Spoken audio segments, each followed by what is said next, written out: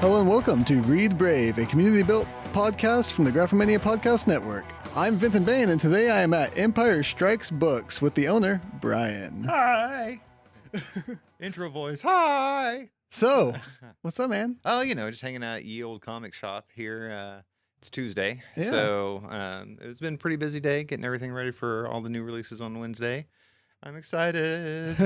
This is the first time that we've recorded in a comic book shop while it was open, so you may hear some sounds. We may say hi to some people as they come in. Yeah. We'll see what happens. You never know what's going to happen here at Ye Old Comic Shop. So, what have you been reading? Oh, man. What haven't I been reading for the most part? I tell you what. My tastes tend to be rather eclectic, but I will say some of the Keystone stuff that I've been really digging on is, of course, Royal City. Yeah. Which, Jeff Lemire, man, I'm telling you, doesn't matter, that guy. Which, man, was it After Death Book 3 had just come out a couple of weeks ago, right? And, Yep. man, that is a hefty tome. It's done now, so it's over. It's a heartwarming tale. And it'll be out in hardcover soon, collecting all three. And man, that is definitely going to be one for the record books for sure. Yeah. Other than that, yeah, Royal City, like I said, Curse Words has been great.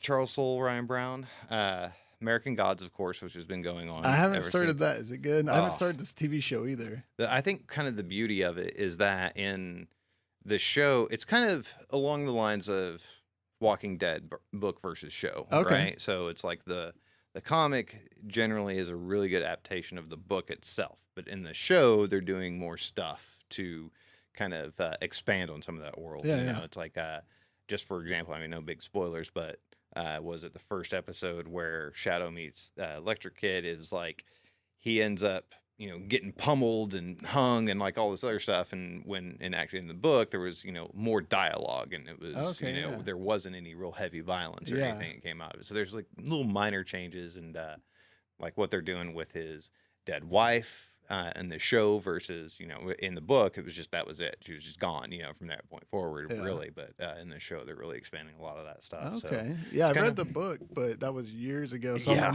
I'm starting to wonder if I'm going to remember the book well enough to see the differences when I watch the show, or if I'm just going to be like, this is exactly the same as it was. It's one of those things where I've read so many books throughout the years. It's like half of it, like Dark Tower, right? Right. I read that so long ago. I'm like watching the movie is gonna be all fresh for me again. So, but as I read the comic, I kind of recall some stuff from the books and here and there. But it's nice to have that visual as well. So I'm stoked for it. Nice.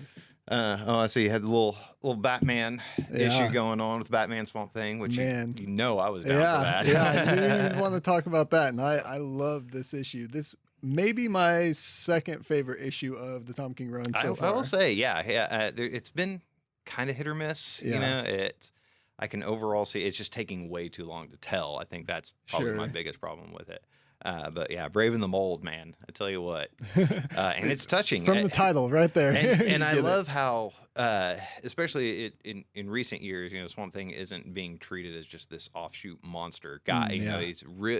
He's a real person that has had to deal with a lot of stress in his life, right. And so it's like you get to see the humanity coming out of this muck creature, which is awesome. Yeah, this was a good break in the story because it's not really telling an overarching story, but it kind of just like a one-off, which they may continue and bring some themes out of it as they go. Well, there's only one other issue. It's just a two-parter. Okay. 25 will start the big Riddler story arc. See, I don't keep up with like the upcoming news of comics. I just read them as they totally come. So I have what no I'm idea. Here for. But yeah, 25 will start a whole new story arc with Riddler, and then of course all that'll be building up through was it Dark Days, which should be hitting in June, which is a big Bat event for the summer. Okay. It'll lead into Metal. Yeah, Batman Metal, which is big expansion thing. Just a little crazy considering, they're pushing the button stuff with Flash really big, and that seemed to be just a lead into this whole Doomsday Clock thing, and now it's kind of, that's all to say, boy, here's a bunch of stuff that's going on with Batman. Yeah. So, Nice. We'll see how it happens. I thought this was a really original issue with the chapters. Yes. The chapter breaks on like almost every page. Oh, or yeah. so. And at first I didn't notice it. And then I got halfway through. I'm like, wait, chapter 5. Am I missing something? Like, hold the phone. It was just really well designed. I really liked the layout there. there's something I like about original things like that you don't Yeah. usually see in an issue that really amp it up for me if it's done really well. And it had this like old film look to it with Oh like yeah, a blur that's and I was the gonna say. Mitch transparency Gerard's there. art on that was just Yeah. so good, and it fit overall because it was very noir, in Right, a way. The right. way that like the halftone layers are all over the place, Yeah. and I always watch to see if artists cheat on Swamp Thing because he is so heavily detailed, Right, yeah. and I mean, yeah, he does a little bit here and there, but for the most part, he does a pretty good job of showing it all. And and like this moment when they're talking about why he needs a car, Yeah.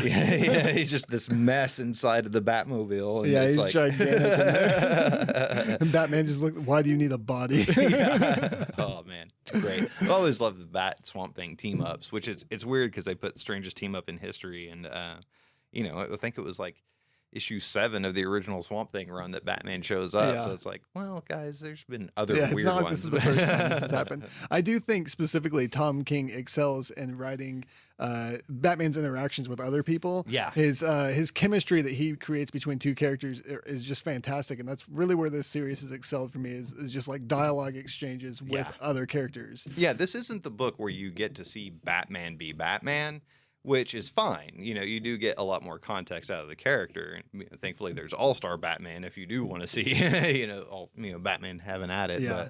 But I mean, Tom King's writing is just real solid. It's always been personable. Even in the Vision run, it's like really it wasn't about Vision. It was about Right. his family and the world that Vision lives in, which in a way was all about Vision, so it's like inadvertently telling this through other channels, which Absolutely. is really Yeah.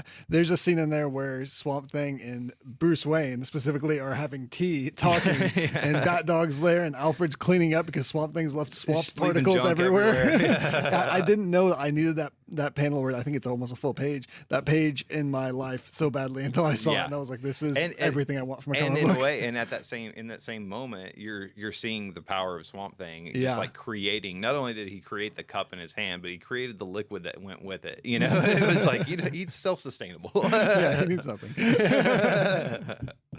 But yeah, that's been going on. A lot of that stuff. Sons of the Devil had been coming back, so that's been a good story arc so far. Old Guard has been phenomenal about a bunch of immortal, well, not really a bunch, but a few immortal folks that are, kind of concealing their identity over time. Man, the list goes on. Black Monday murders, Black Road. I mean, we can just go down the alphabet. I'd say a good chunk, 90% of everything in here I've probably read through at least once or twice. So, but other than that, standard Marvel stuff. Secret Empire's been going really good. I'm still, it's one of those things where we don't need these big Marvel events, but thankfully they've been good enough to trudge through reluctantly. I really like the art in issue 2 because Sorrentino. I love Sorrentino. Yes. His layouts are the best thing ever. Oh, man. He didn't do some of the most epic ones this time that I've seen him do in the past, but they're still fantastic. Oh, Still yeah. like way above everyone else's layouts. Oh yeah, even the just the way that the paneling is done. Say the Free Comic Book Day Secret Empire that came out. There wasn't really a whole lot of dialogue, and it was just kind of touching on what was happening in the world, but it was all like visually symbolic, which was great. And heck, Old Man Logan is one of the best looking books out there. Yes, That's for absolutely. Sure. But yeah, you can't go wrong there. Well, as for me, I've read this past week Amazing Spider-Man. Yes, and that was fun. I think my only comment really on it is I like the Mockingbird's there. Yeah, Other than that, I think it's a good team up. Typical Spider-Man. There's nothing really new here. I say that, but in the same instance, I don't really know if I like this Spider-Man going to war thing. It's like Spider-Man's supposed to be like a down the street level type of hero. Yeah, I will say it with the Spider-Man run so far, it keeps getting bigger and bigger, which, I think at this point, Dan Slott's been writing this book for so long. You can only go. I think you so mispronounced far. too long. Oh, too long. Not so long. Too long. Too long. Yeah. He's done a pretty good job, but he has been on it and that's a the thing, long time. His stuff is good, but it's time for something else, which is why I'm stoked for the Spectacular Spider-Man that's coming out by Chip Zdarsky. Yeah, that should be real fun. I saw his cover variant, How to Draw Spider-Man. Did you see that? Oh, That was so funny. And it's just getting back more to the true form of the character. Now with him being highly corporate.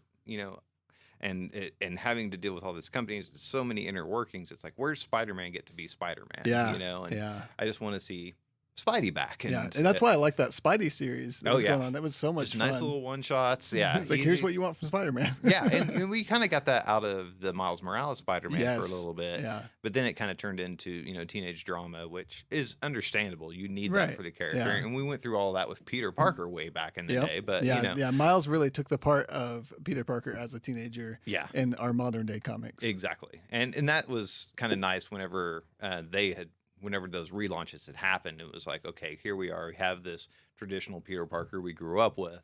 And then we also have Miles Morales for like the traditional standard fare of Peter Parker, you know. But like I say, it's just everything in the Marvel universe has just been getting so big that it's, you know, I'm glad they're doing these kind of recalls to the original lineage and you know, kind of solidifying the universe again. Well, it hasn't started yet, but you know, I have high hopes for that. I just want fun Spidey again. Right.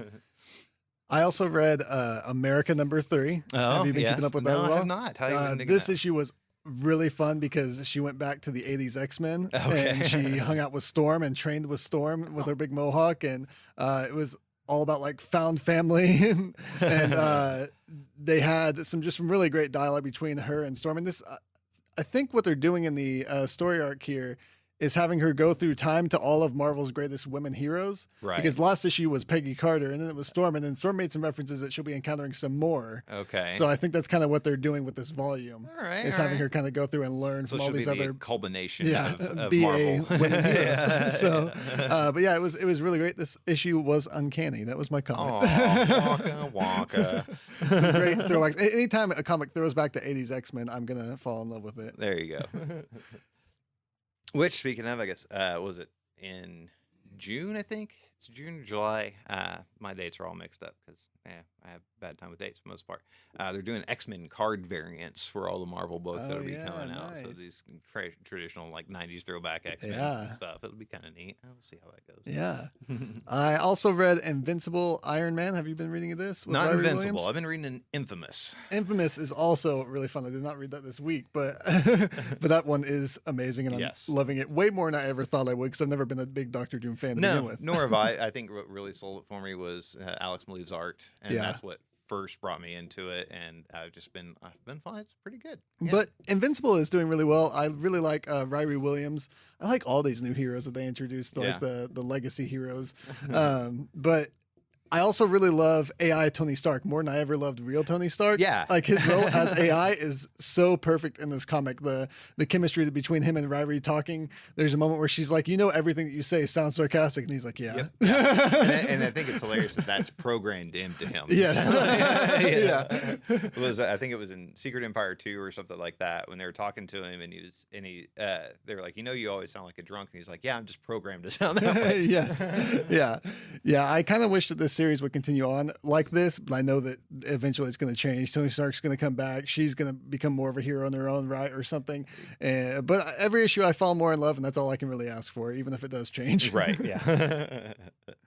I also read Generation X. Did you read that? No. This one I was really excited about because, I loved like Morrison's Run of the X-Men, the weirder mutants, and Wolverine and the X-Men, the younger new mutants that they were introducing. And this is kind of a culmination of those things, the weirder mutants and the newer mutants, and like Eye-Boy. It focuses on him particularly as one of the characters. And I think I'm really going to love it because I do like Quentin Quire when he's written well. He can be written really poorly. Right. But I'm a huge X-Men fan, and this is what I love from the X-Men. And that's I just never really been a big X fan, so that's the only reason I hadn't read that one. You're fired. I'm going to find a new host. Dang it. Anyone in the shop want to talk about But yeah, the art was really fun. I think one of the things I liked about the art is there was all these interesting perspectives. Everything looked almost like it was through a fisheye lens. Oh, okay. So it was kind of cool. There was lots of like curves, and I was like, oh, this is fun. I like this. This is new and tricky different. To draw on. Yeah. I also read X-Men Gold, which was pretty good. It wasn't anything like mind-blowing, but I liked Gambit showing up. He kind of looked like a hipster, which was weird. Yeah, I've been reading Blue. I have been reading Blue. Yeah, I like Blue as well. I think I'm liking Gold more, which I didn't expect because I like the time-displaced X-Men more than the regular ones at this point. But I'm really liking where Gold is headed. Although I feel like they don't know where they're headed, and they're just like throwing things at the wall to see what sticks. They're just like, which way should we go? I wonder if that's because of, what they had planned out with the artist originally. If there was just some issue, like they were going a certain direction, but then that hit, and so everybody was scrambling or whatever. Right. Because I feel like they keep setting stuff up, but nothing's paying off. They're like, we'll set up this, and then we'll go over here and set up this, and then we'll go set up this. I'm like, well, you're not. Are you going to pick one path and go down it? Get somewhere? Yeah. I also read Misfit City by Boom Studios. Right. Did you hear about that? Read that? Oh, yes. How'd you read it? It's basically a Goonies reference wrapped in a Goonies reference, covered in everything you love about the Boombox imprint of comics. And so that means I loved it. It was fantastic. Oh, yeah. There you go. It's super Punk rock simple. chicks and the Goonies adventure story. Oh, yeah. Yes, I'm sold. That's why you need to read Girl Scouts. I think you would really, really dig Girl Scouts. It's a new one on Image. It came out last week, and yeah, it would be right up your alley. So that's what I read this past week. But we're here in the comic shop day before recording this, day before Wednesday. So you have some ideas about what comics are coming out tomorrow, and you can give us some tips on what people should be picking up tomorrow. Well, we've got standard fare hero-wise. Detective Comics. There's the new Batman Shadow issue 2, which is coming out, which is really good. There's Suicide Squads and stuff. Marvel-wise, it's more extension of Secret Empire with the new Captain America and Captain Marvel. There's the new I Am Groot that is starting, which should be super fun. But really, the main picks for me, Redneck #2 is coming out, which Donny Cates has been killing it on his books lately. And it's basically about backwoods vampires, who are having to live in hiding, for the most part, like in rural America, and different kind of warring factions between the priest of the town and this, that, and the other. But real dark, spooky tale. The artwork is awesome on it. Saucer State. There was a book a while back called Saucer Country, which is about aliens that came in. This is the extension of that, so I'm super stoked. That's been 3-4 years. Yeah, it's been a while. 7 to Eternity issue 6 is this week. 7 to Eternity is one that I need to get on. Man, it looks so cool. And I love Remender. Crazy intergalactic Western awesomeness. I mean, Jerome Opena's art on that is just amazing.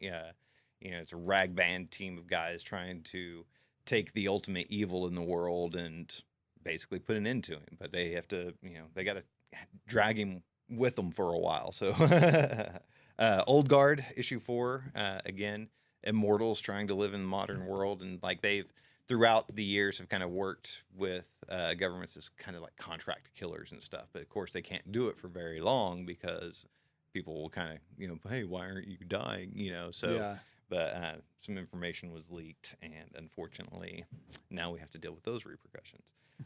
Plastic #2. Plastic is a fun one. It's basically about a guy who do you ever see Lars and the Real Boy? Yeah. Or Real Girl? Yeah. So he had Love Doll, treated as a real girlfriend. Same, kind of example of that, but imagine if the guy was Dexter. Okay, let's get to a little creepier. Yeah, it's a little dark. Shaolin Cowboy, Who Will Stop the Rain, issue 2 is this week as well.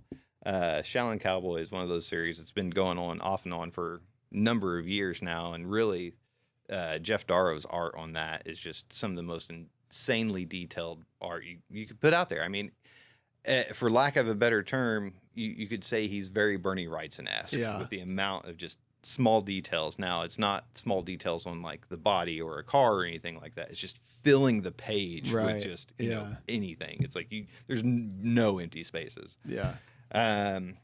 Your recent favorite, Black Hammer #9, is coming in cool this cover week. Too. Yes, that's the Jeff Lemire variant. So all about talkie-walkie. It's about time.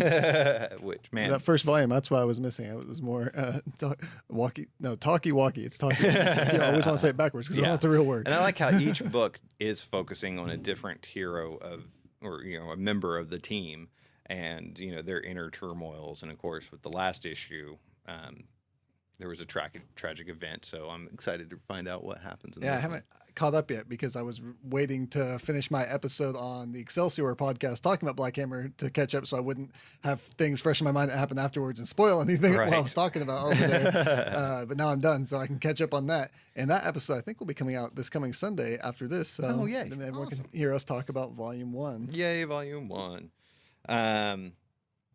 Dark Crystal issue 3, Yeah. 12. I tell you, I'm a sucker for anything Dark Crystal, which there's a new Netflix. Yep, I was going to say, coming dude, up right before the tell you what. Netflix.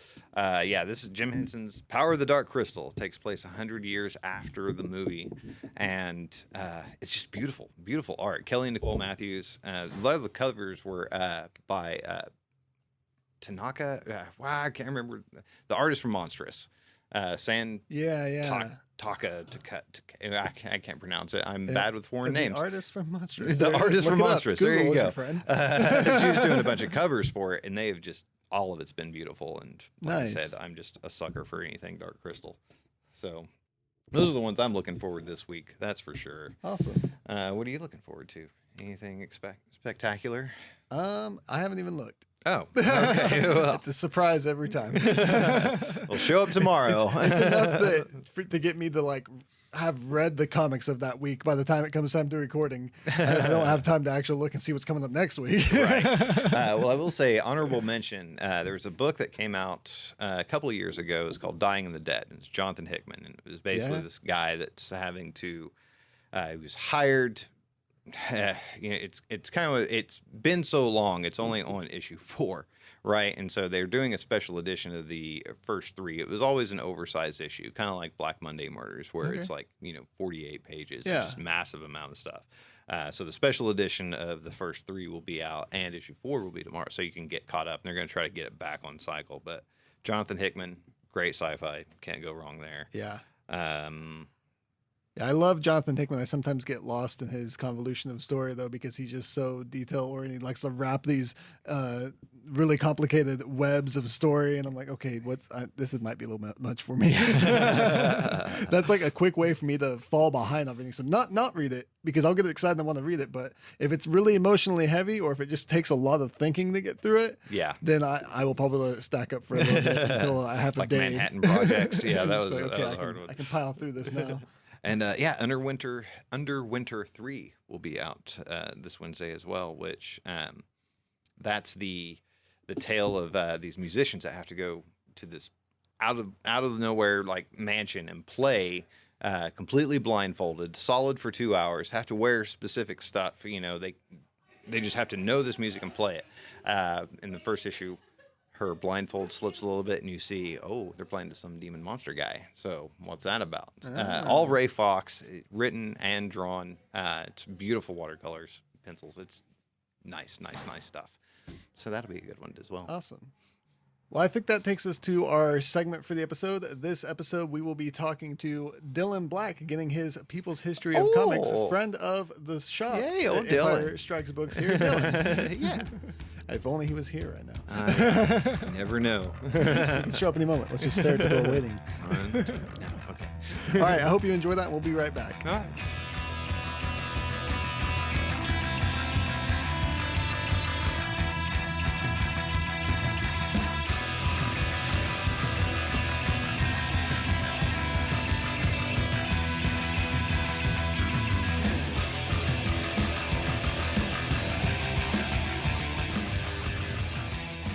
All right, we're here for another segment of People's History of Comics with Dylan Black, who you might know having hosted an episode a while back and done a segment on Tokyo Ghost a while back before that.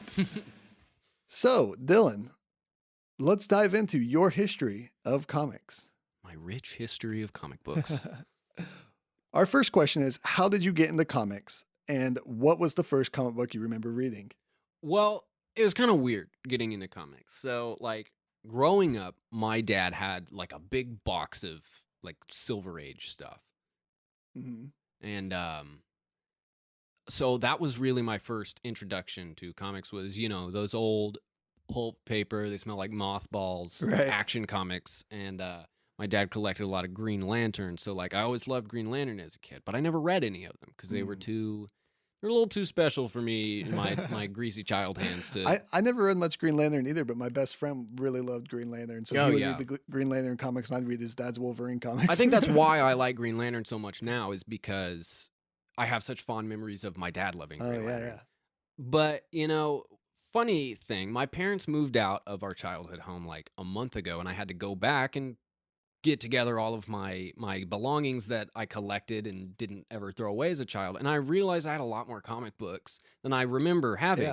And I realized, oh, these are the first comic books I ever read, which was a pocket-sized Judas Contract. And it was like part 3, so I didn't even know what was going on. But I was like, I'm reading a comic book, so I'm cool. And then some random like free comic book day reprint of Justice League #1, where they're like fighting Starro. Oh, okay. That was the first one I remember reading, but when I really got into them was actually only in 2015. It was right when I came home from seeing Age of Ultron in theaters. And I thought, because I was really starting to like nerd out on these superhero movies, all these cinematic universes were starting, and I thought, I gotta get into comics, like for real. So I went home from the theater and I ordered Age of Ultron, Civil War, the Infinity Gauntlet, and the Infinity War, all in trade immediately after I saw Age of Ultron in theaters. And I ordered them, got them, and read them all within like a couple of weeks. So honestly, like I really got into comics with like Thanos is like a big bad. So like he's one of my favorite big bads because that's how I really got into comics. And I was like, man, he's really evil. Yeah. And kind of a jerk. Kind of self-centered. But that's really how I got into it, was the Marvel Cinematic Universe, which I think has probably done a lot for other people getting into comics. That's for sure. It gives someone who doesn't read comics the sensation of a shared universe. Yeah, it's really ignited the conversation of comics in our culture, definitely so. And it's the same with a lot of my friends too, who have gotten into comics the last few years, is because of these movies and because of like the CW and their interlacing TV shows. Yeah. It's like, so there's an entire universe in books that come out like once a week. And so that's what started it for me, was the MCU, really in 2015, and it's kind of gone overboard since then. Yeah. I know that you're always reading a ton of comics. I like watching you on social media, seeing what you're reading, what you're picking up, what you're excited about. So it's really cool to see that while you weren't like super excited as a little kid, you did partake, but you got really into them just more recently. And so I think that's a new thing here on People's History of Comics that we haven't actually seen before. So that'll be a good take to have. The second question here, is, did you have a favorite comic series or character growing up or when you were little? I did. My favorite character was Spider-Man when I was a kid, because Sam Raimi made the Spider-Man movies, which now I look back and I'm like, wow, what weird movies those were. What a weird crying face Tobey Maguire has. But I loved him because I'm a tiny guy. And I always loved, as a kid, seeing someone like Peter Parker, who was a small, kind of nerdy guy, gain these powers to be able to do great things, even though he's not this great, big, buff guy like Batman or Superman. He was just a little dude who was like 15. Yeah. And so I always loved him, as well as Dick Grayson, because I grew up on the Teen Titans cartoon. Right. And, that random issue of the Judas Contract. I thought Dick Grayson was the coolest guy in the world. Really, those were my two favorites as a kid. Teen Titans is fantastic. I should probably ask, I feel like maybe I should start asking people's, or at least posting people's ages on these things, because I talked to people who started reading comics in the 80s, some people who started in the 90s, and you're mentioning like, oh, when I was a kid, I watched Teen Titans and the Sam Raimi Spider-Man movies. And so there's a bit of disambiguation there with people's ages and when they started getting into those things. And even me, you're like, I'm a kid and I watched Sam Raimi. I was like, I was like in college when those movies came out. Right. Yeah. 2002, and I was 7 years old. Wow. So what is your favorite character or comic currently? Is that changed? It has, because now that I've delved deeper into comic books, obviously, I say obviously as if everyone knows, Batman's my favorite. Batman's everyone's favorite if they read DC, because like, I also, throughout high school, Christopher Nolan was making the Batman, like the Dark Knight movies. And I thought, wow, Batman's really cool. And then people would tell me, if you don't read the comics, you don't know how cool Batman is. And I was like, well, he's pretty cool in the movie. And then I started reading the comics and I was like, oh, so he really is like the coolest guy ever. Yeah. And he's also terrifying. So Batman's really like my number one that I love. But I'd say like some of my other favorite characters. I love Green Arrow because I think he always stays relevant to current times. Like even the current Green Arrow storyline has been set on an Indian reservation where they're trying to build a pipeline, like an oil pipeline. So that's interesting. They were doing that in the Occupy Avengers comic too, Yeah, with Hawkeye. So that's really funny. Oh, wow. So like he stays relevant to like social justice. They had in the story arc before there was corrupt police. I find Green Arrow like a lot of fun for seeing like what a superhero would do in the face of things we see now. Yeah. I mean, he's always been known for that. Back in the was it this late 70s or early 80s? I don't remember when they did the Green Arrow and the Green Lantern comics, and they were talking about drug use and Speedy, of course. Yeah. And then they were talking about like racial injustice, and it was really interesting to see comics delve that deep into actual issues that people have in real life. Exactly. And so that's really why I like the Green Arrow so much. But I'd say my other favorite is Daredevil. Yeah. I grew up as a pastor's kid, so like someone like Daredevil who just lives. Daredevil's like other superpower is like Catholic guilt. So like he's just always, I feel so bad about beating people up, but I can't stop doing it. And I'm like, oh wow, like I totally understand. Like I don't know, just this. He carries around, I guess, a burden that not every superhero carries, which is his belief in God, which I find very interesting for a mainstream comic book. Yeah. I love Daredevil. I love that he's blind and still beats people up, and it's super cool. So this next question is one that I feel like it's almost misplaced on the list, because by the time we get to it, we've usually touched on it and talked about it a little bit. But how have comic books affected you? And is there a comic arc that has had a big impact on you? You know, they've affected me a lot. They've helped me deal immensely with, depression and anxiety. They've helped me like really find focus and hope. You know, they, especially like Tom King's Batman, for instance. Right. It's really delving into Batman's problems with sadness, really in general. So like they've really helped me understand myself. They give me hope. But they've also just given me like the best hobby ever. It's like what I look forward to. Wednesday is the best day of the week. Yeah.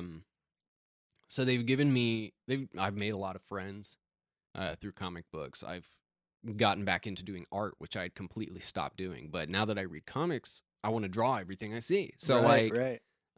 They've honestly helped me just kind of be a more creative person in general. Yeah, that's the thing for me too. I've always wanted to be able to draw, but I get really frustrated and don't have the patience to actually practice. Yeah. I just get mad at when I start drawing. But because comic books have always been such a big thing in my life, I always wanted to draw, and like I see these cool images, I'm like, man, I want to create something like that. Yeah, and then I'll read like a Jim Lee comic and then sit down and draw and get really mad. I'm like, nah! But it's worth it. It's fun. It exercises your brain, and it's fun to just find one of your favorite comic panels and just draw it. Stare at it and draw it. And it's a lot of fun. So was there a comic arc that had a big impact on you specifically? There was honestly, now this is, it's not tied into any comic universe. It's called Something Terrible by Dean Tripp. Oh yeah. I think it's about a guy coping with childhood trauma and gets into comic books. And it's a very short comic, but he's dealing with, quote, something terrible. And it's him coping with that and learning how comics have given him hope in life as he grows older. You see like him dealing with wanting to like shoot himself, and then you get to this point in the climax of the comic where Batman rips the gun out of his arm and says, "No guns," and he says, "You're safe with me." And the whole comic's been in black and white. And then as he walks with Batman into this world of comic books, you see the Hulk, you see Batman, you see the Flash, you see all these characters from all different universes, all in vibrant colors. And it's then when he starts drawing and starts writing, and to me, like I cry every time I read it, because it showed me that comics are more than just like cartoon soap operas Yeah. that come out once Absolutely. a week. They're stories that inspire people. There are people who are inspired to write them. And it showed me that they're more than just little books. And Yeah. It's awesome. It changed a lot for me. Changed my perspective. That answer is the reason why this question exists, because that's exactly what I want to hear. It's really great to hear when comics can have a positive influence on somebody's life. And that suggestion, I've never read that comic, so I really want to check that out now. But that's something I think people in your situation would definitely be into, like coming from a place of depression, dealing with that with comics as a way to escape from that, and not just escape, but actually confront and deal with it. Exactly. So I think that's I think that's part of the magic that comics has and the community that's built around comics. While it can be toxic in a lot of ways in certain areas, when you can find the right people to be a part of a community with, when it comes to comics, you can find some real beauty in that. Yeah. So question 4. Do you have a favorite comic book movie or TV show? Now, I actually, I wrote down my favorite TV show and comic book movie. Good. My favorite comic book TV show is Daredevil. Yeah. They hit the mark so well. Like, you sit down and, especially if you read like Frank Miller's Daredevil, Absolutely. it's just exactly that. Yeah. Like, that first season of Daredevil was so much to me like The Man Without Fear. Yeah. That shows like his childhood with Stick, showing his dad die, and then he wears the black, like, just cloth suit until that very last panel. You see him in red, just like in the show, the first season. He wears that black suit through the whole thing, and then the very last moment of the last episode, he's wearing the red suit and just beats up Kingpin. It's so good. And then I'd say movie is hard. As far as just like faithful adaptation goes, Kick-Ass is one of my favorite comic book movies. And like, I thought that Matthew Vaughn was such a perfect choice in director. He makes such a I don't know, a vibrant and like kind of just ridiculous and outrageous movie. Yeah. And so Kick-Ass, continuity wise, is one of my favorites, but The Dark Knight by Christopher Nolan, even though it's not the ideal Batman canon following story, I think that movie gave us the best cinematic interpretation of Batman and the Joker going after each other, especially the Joker. That's a really good one. Those are really my favorites. And of course, The Watchmen, the ultimate cut. Not the theatrical cut, the ultimate cut. You gotta go for that ultimate cut. It's like 4 hours long or something, but it is just like the book. It's okay, because then you can watch it, and you can watch the visual commentary by the director that put on the ultimate cut only. Stare at him while he talks to you about the movie he made. Yep. A visual commentary from Zack Snyder, the most visual director out there. All right. Question 5. This is where it gets intense. This is hard. A cruel deity is about to destroy every comic in the world.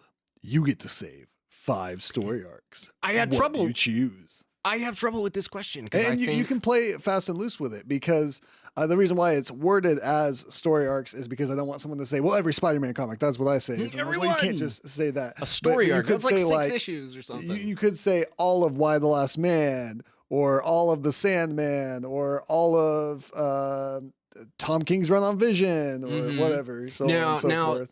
This is a hard question, because I'm thinking, if an evil deity is destroying all the comics in the world, am I preserving a certain amount of story arcs to be the only ones humanity has left? Or You can just play for me this personally? either way you want, or give a list for both. Well, for me personally, I'd keep 0 Year by Scott Snyder, because I love it. Batman with a bow and arrow and a sleeveless shirt and a dirt bike. It was so cool. The Infinity Gauntlet, because that was the first comic, like I said, that I read that I was like, oh my gosh. Yeah, take that Infinity Gauntlet omnibus. Yeah, that omnibus, that whole story of Infinity Gauntlet, I love that. And then, oh man, The Wake by Scott Snyder and Sean Murphy. Have you read it? I think I read issue 1, but I never actually. It was one of those ones where I picked up like a ton of issue 1s and read through them, and I didn't actually continue on with that one. It's one of my favorites, and it was one of the few that I got my wife to read that she was like, wow, that was awesome. Oh, yeah? It's a two-parter, so you can read the first half and then wait a year to read the second half. Because I'm always looking for more of those comics to get. it's set like that for like the first 4 or 5 issues are set at one point, like present day, and then the last half is set like 250 years from now. Yeah. So you can wait a while because obviously they waited 250 years, but it's one of my favorites, just standalone stories. Yeah. I'm always looking for comics to get my wife in the comics because Yeah. it's hard to find the ones that are actually going to hit the right points that she's looking for entertainment. So Mhm. she's not a big comic book fan, but every once in a while I can find something like, hey, check this out. And she's like, oh, that was really good. Yeah, I would save The Man Without Fear, the Daredevil story, because I love Daredevil, and that's a wonderful origin story. Yeah. Man, I wrote some down with question marks next to it. Well, you can share those as well. Those are the Killing Joke and the Dark Knight Rises. Now, they're not my favorites. I think the Killing Joke has kind of, especially over the last like year or so, been a little overkilled Yeah. with the movie that was not received very well for the first 20 minutes.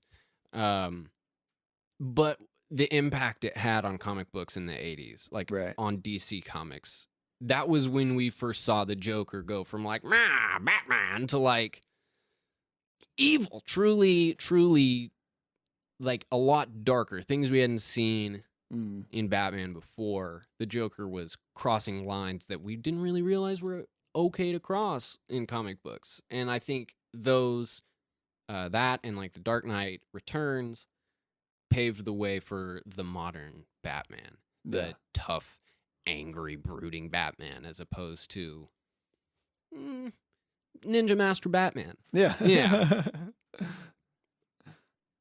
But I don't know. I would save as many as possible.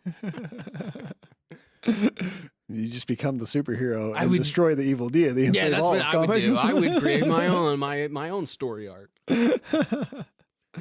So our next question. You can have drinks with one comic character. The character, not the actor who may have played them, or a historical person they may be based on. Who do you have drinks with? This one was tough. Yeah. This one's tough for me because I thought, who would I just want to like be friends with? And I thought, oh, Captain America. But then I'm like, he can't get drunk. And neither can Wolverine, I doubt. He regenerates. Yeah. And neither can the Flash. Those are all people I would like hang out with. So I wouldn't really want to go get drinks with them. But my two were either Matt Murdock, because he has those heightened senses. He could tell me every single thing about Yeah. what we're drinking. Whether it be beer or coffee or wine, it would be like he could tell me everything. And he can tell you everything that's going on in the room, in the next room, and down the street. Which would be so cool. Or Lobo, because that would be That'd a be heck of a time. Just going out to a pub with Lobo, maybe riding on his motorcycle or Yeah. something. Yeah. That would be a lot of fun. For the past couple of these that we've recorded, we've had the discussion of it's hard to pick this one because you have to decide, oh, do I survive the night? Because I can pick certain people I'm not going to survive the night with, or I can pick other people I can survive Exactly. the night I don't know if I'd survive the night with with. Yeah, I don't know Lobo if because you'd he survive the can't night die. with Lobo. He'd get in a fight with Yeah. someone, and then they It'd be would some all- intergalactic fight. Yeah. Maybe I should go get drinks with Captain America. I'd survive the night. He'd treat you right. He'd protect you. Yeah. So our final question is the easy question. What was the last comic that you read? The last comic I read was Batman number 20 and the Green Arrow number 20. Yeah, we're recording this straight off the heels of your last time Yep. being a host on the episode where we talked about Batman issue 20. And man, just to reiterate, it was so good. But other than current comics like that are coming out weekly or monthly, last I've read is I'm working my way through Preacher book 4. Oh, nice. And which I've also kind of been working my way through the first season of the show. They're totally different. Yeah. But They connect at the end a lot because Yeah, the show yeah, I is know more how of a the- prequel to the comic than anything else. yeah, I know how the season ends. Okay. And so I was like, oh, that's great. Because that's kind of where like you're at about halfway through the first issue of Yep, Preacher. it picks it like it really does give you a way into the comic, that issue 1 there. Exactly. So I love Preacher. It's one of my favorites. I never suggest it to people because it's a little too It's a little rough, controversial. I yeah. tell people Preacher's one of my favorites, but don't read it unless you probably like want to get offended because like it's pretty controversial through. Yeah, the comics especially get super rough toward the end. Like the closer it gets to the end, the more rough it gets. I've noticed. I don't remember a lot about it, but I do have fond memories of reading that while I was doing taxes for a living. In between customers, if I didn't have customers in, I would read Preacher under my desk. It's one of those that's it's entertaining to read because it's as violent as it is and as sometimes just like heinous as it can be. It's also really funny. Yeah, Cassidy is hilarious, and I thought Cassidy is my as favorite. far as the show goes, the casting, that I can't remember his name. Oh yeah, I don't know the Joseph actor's name. Gilgun, something like that. Sure, something like we'll that. go with it. Perfect Cassidy. Yeah, he did a great job. I wish they would have played more off the punk rock in the comics. The punk rock, like the sleeveless. Yeah, just like made him a little bit more punk rock, but the he has sunglasses. the attitude for yeah, sure. he has so. the attitude. I just missed the sunglasses. Yeah. Because I don't think Cassidy ever takes those off in the comic book. Yeah. But that's what I'm reading right now is my weekly pulls and Preacher. Awesome. Is what I'm pulling myself through right now. Well, Dylan, thank you so much for giving us your history of comics. Thank you so much for coming back on the show with us. Tell us where we can find you online. You can find me on Twitter at Dylan Cole Black, DYLANCOLE, and then black like the color. And then same on Instagram, same on Facebook, everywhere. It's just my name. Yeah, so hit him up, talk to him about comics, and check out his art on Instagram. Until next time, my friend. Goodbye. Bye.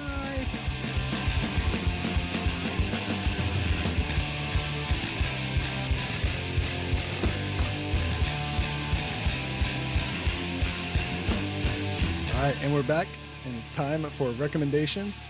Recommendations. I tell you what, there's this book that came out a couple weeks ago. Cullen Bunn is another one of those guys that has just been blowing up lately. The amount of content he's put out and the amount of great content that he's put out and just unique stuff is just, it's right up there with Tawny Cates. You know, just shotgun a bunch of stuff out, and it's all been really, really well. I want to talk about Regression. Regression #1 had come out. Issue 2 should be coming in next couple weeks or so, but it's very much a tale of kind of duality. Main character has visions, spooky visions, really, and doesn't know how to deal with them for the most part. He doesn't do drugs, doesn't drink, doesn't do any of this stuff. You know, he's just a normal dude, but, you know, having these issues. And it's always seems like it's coming from a past life in a way. And as the story goes on, you kind of find out that, yeah, there is a little bit more to that. You know, with it being a #1 issue, there's not a whole lot that's revealed, but the intensity of the situation, as you know, it starts off with him at a barbecue, you know, with his friends and everything. And when he kind of starts having a real harsh, I guess, vision, for lack of a better term.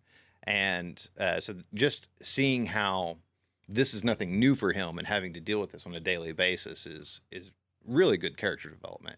And just throw that on top of just some supernatural past life that's trying to break through when that apparently was crazy beyond all belief. Okay, yeah, I'm down for that. But definitely check out Regression, Image Comics, Cullen Bunn, Danny Luckert should do that. Yeah, we had him on recently, interviewed him, and he pitched it a little bit.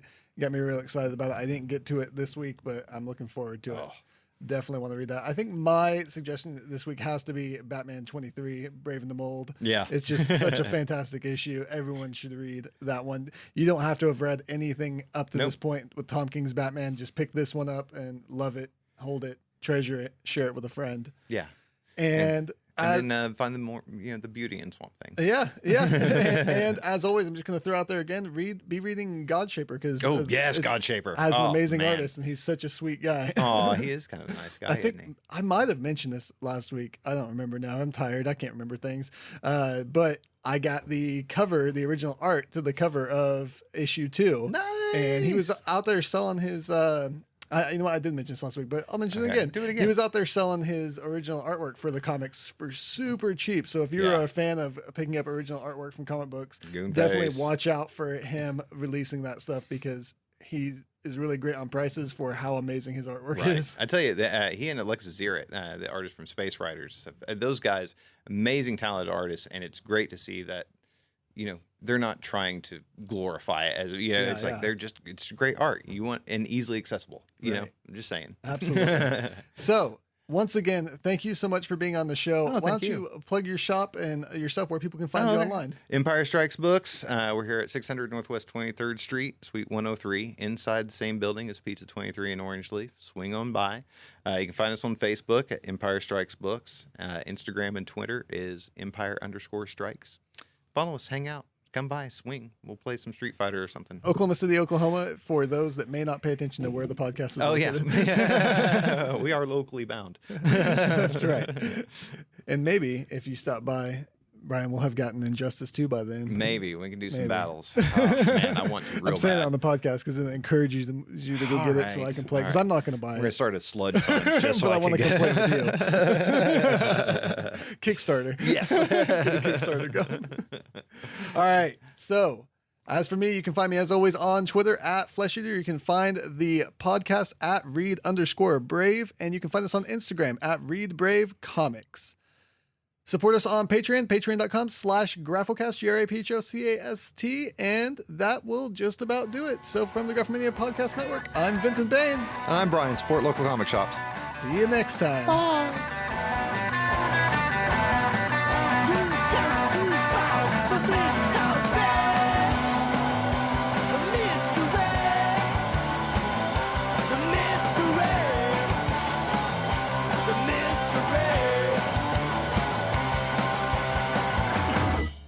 This has been a Graphomania production. If you would like to hear more podcasts, go to graphocast.com, GRAPHOCAST.com. Follow us on Twitter at Graphocast and like the Graphomania page on Facebook for news and updates.